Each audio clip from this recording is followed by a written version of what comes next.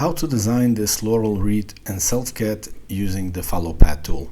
Hello everyone, in this video I'm going to go over another interactive tutorial. I'm first going to explain how it's done and what's being done, and I'm actually going to explain a few things that should have been improved, and I'll save that on a second video to show some interesting geometry cleaning methods. First to get started, I want to show you I have this. You can actually type in, if you want to find it, you can put in the search over here and you see it over here. You can either click to start it, or what I have done is I clicked to download for a desktop version. It's basically to download. It says for desktop version because desktop version can only use the downloaded version. This will open only, you see, open originally in a web version. So this is basically for the web. But I'm also doing it on a over here to play tutorial the same way you do it in desktop, despite the fact I'm using it online, because this means I can reuse in the same project. I don't have to keep creating new projects. So I have over here, click play tutorial. This is how you use a loaded file to load the file. And it says load file. It warns me that it's going to remove everything. I'm fine with that. And I have it saved over here, and it opens up this file. Okay, now it gives me the basic start instructions for the tutorial, the description, I guess. And it's a relatively simple tutorial, just 85 steps. Remember that everything, every click, every feature is called as a step. So 85, and technically what you would normally call step usually means like what maybe a quarter of that, so much less. So here is it asks me to select the torus, and then it's customizing it. I'm just going to click next. It's a quick customization, and then it's finalizing it. So we already passed 4 steps. And what I did over here, it created this nice, from a torus, it created just a section of it. And then it's going to use a torus again, customizing it again. And when I say customizing it, as you see, it's actually changing the positioning as well. So this designer is a brilliant designer, knows how to position these things. So the first part was made from the torus to get this section, and then a different customizable is made to create this section. Now this is brilliant actually, because it's so nicely positioned and calculated how to make this position. I mean, this is an artist and also do it, but if you have a problem with doing that, you can anytime do something similar using drawing and kind of, let's say, use one arc here and then another arc for this. So this could have been done simple, but yeah, but this is also another way, and actually quite impressive how this was done. What's happening now here is that the designer is making stitch and scoop to combine them. This is something that's a little bit problematic.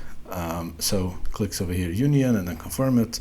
Now everything looks okay, and I'll make a separate video to show the actual problem, but I'm just going to say here what the problem was, because when these two things were combined over here, stitched together, the two sections, I'm not even sure they 100% touch each other. I mean, it looks like it's touching, but even if it looks as touching, it's not always. You have like precision could be off with a fraction or something, and even if they are touching, they are called flushed, like really touch each other, exact positioning. It's hard to say in a rounded object they should be completely touching, but just by positioning like this. But even if it is, if objects that just touch each other, is still not good to do a union, because you need to remove, you have this section over here and the side that was filled, and both of them had this section on both of them, and if you do it this way, when they just touch or barely touch, these sections can stay inside.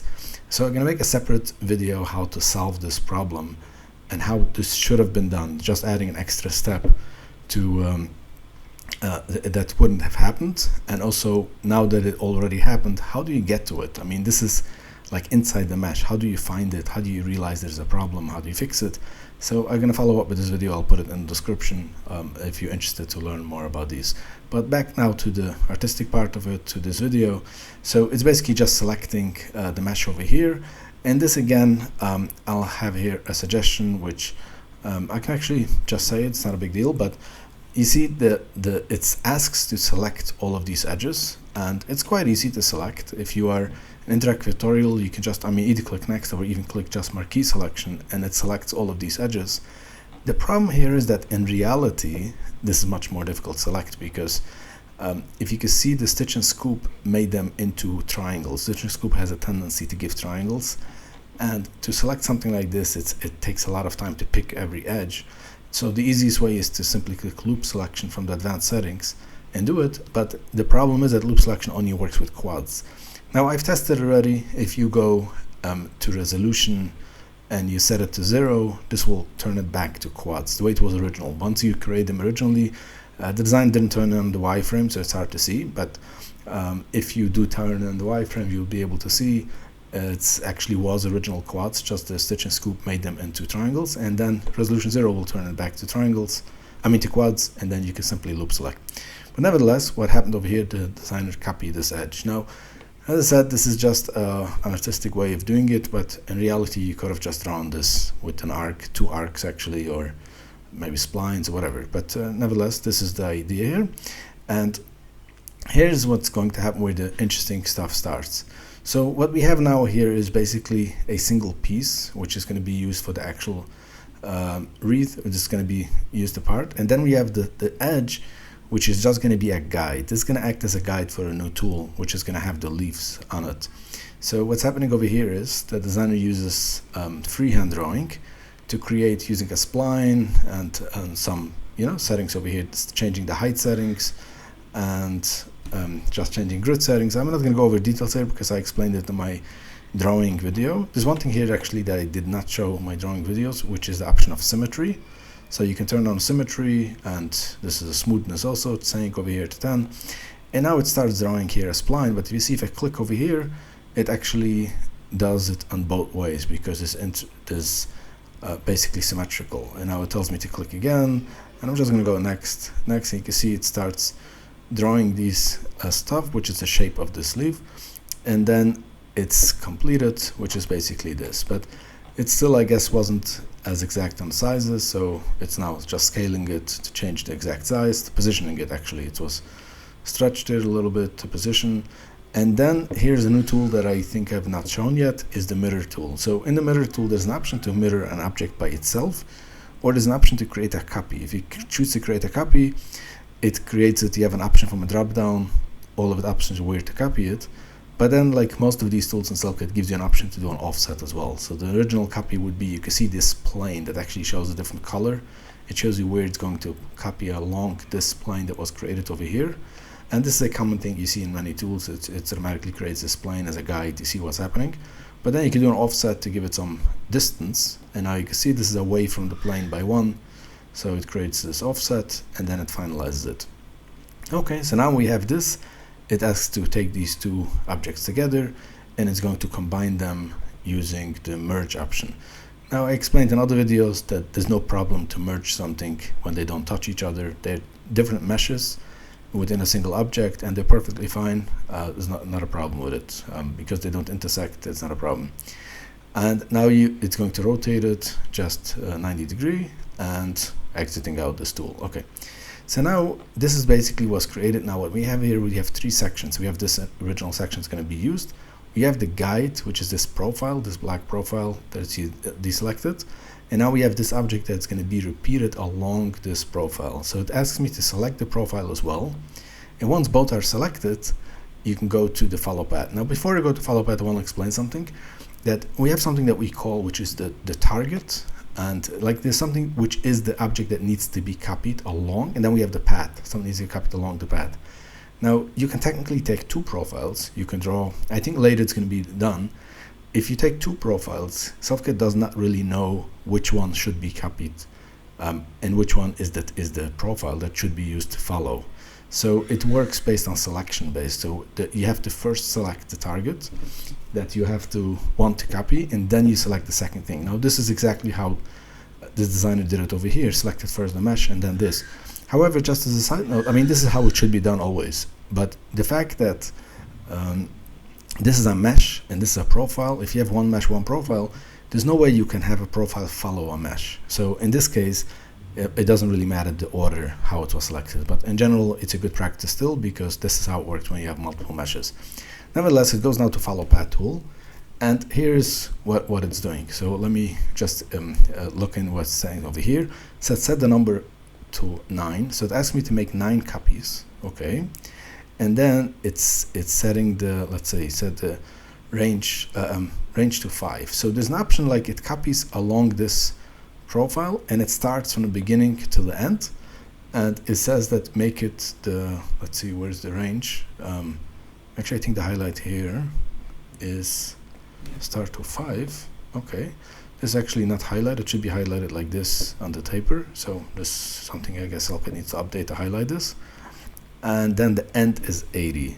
Okay, so what happens here is that it basically get a slight indentation over here where it starts, and then it has a lot more space left over here, which is going to be used later. And then it's using a taper for 40. So this is basically it, and it finalizes it. Now, this was done almost perfect. I didn't show there's other settings like you can have if you want to vertex, like follow the normal other settings, but that's kind of what we expect in Illustrator, these type of stuff like follow a path. But it's not perfect. So this one you see over here, this is the initial one, but you also have this is kind of not perfect. So this is where it's going to be adjusting it over here. So first of all, it moves it up a little bit, so it kind of position it correctly, and exit this panel. And now it's going to, let's say it's moving it over here. I guess they're moving, yeah, if you're moving, probably try to adjust it. And then it's going to delete, actually deselect all of this. Let's see, it needs to deselect just these, I guess. I'm just going to click next to deselect all of this. And it keeps only the original 2. And then instead of deleting this extra, it's actually going to move it X to 19. So it's moving this over here, and then Z to minus 35, which is basically it positioned it over here on different side over here, and then it's closes it, and then it's scaling it. So I'm just going to go next. It's simply positioning it, and so this is basically positioned over here in this section, kind of rotated and positioned over here. And let's see what else it's doing. Now it goes to cube selection, which is another interesting tool which allows you to cut off pieces. So it did it over here, but actually it wants to keep only one of it, I think. So back to 16. So again, these are things that the designer is doing. Like if you remember, this was actually merged together initially.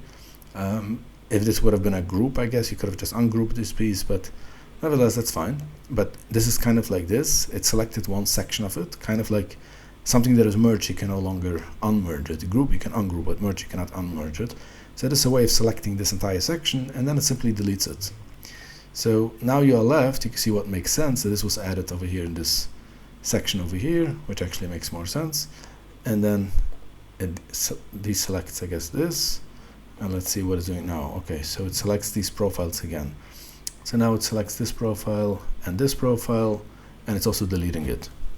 So I'm just clearing the delete on my screen.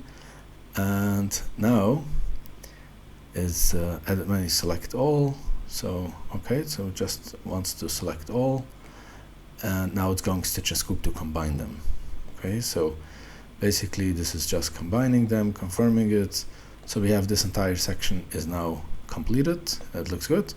And now it's going to use the mirror again to make a copy, and now it's going to mirror to make an offset to -10, but it's also changing the offset to left. Okay, so this is basically like this. So you have this section, and now it's going to select again both of them and use a stitch and scoop to combine them. And here you go. Now it's just going to go color, so I'm just going to skip through. It's picking a color, and that's basically it. So this is how this was created. Now this looks perfectly fine, and in fact it is, you know, quite good, but the reality is that it has some inside faces that is left over here from the initial thing, as I said, when this was combined. And this is going to do the next video, where the problem here is how can you see inside in it? How do you know where this is? And how do you actually do it in a better way? I mean, isn't that the correct way to combine stuff? So how do you actually do it in a different way? Just to show you, I guess I thought initially I said this is showing it, but actually didn't. So I just want to show you something. So let me actually turn on wireframe. So let me do resolution 0. And let's see if I can get it done still. And yes, actually you can see over here, I got this down to quads.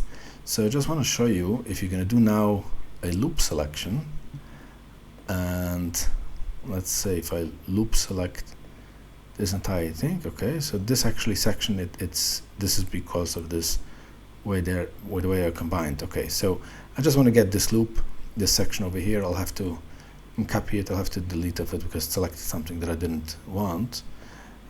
So action here, I have to kind of remove all of this extra stuff. So let's just remove this, except I'll hold down my control key to deselect this. Okay, so I'm clicking delete. Okay, so I just want to show you what I said about the follow path to use to follow something like this. So I have to deselect this to make a new profile. I'm going to go to drawing.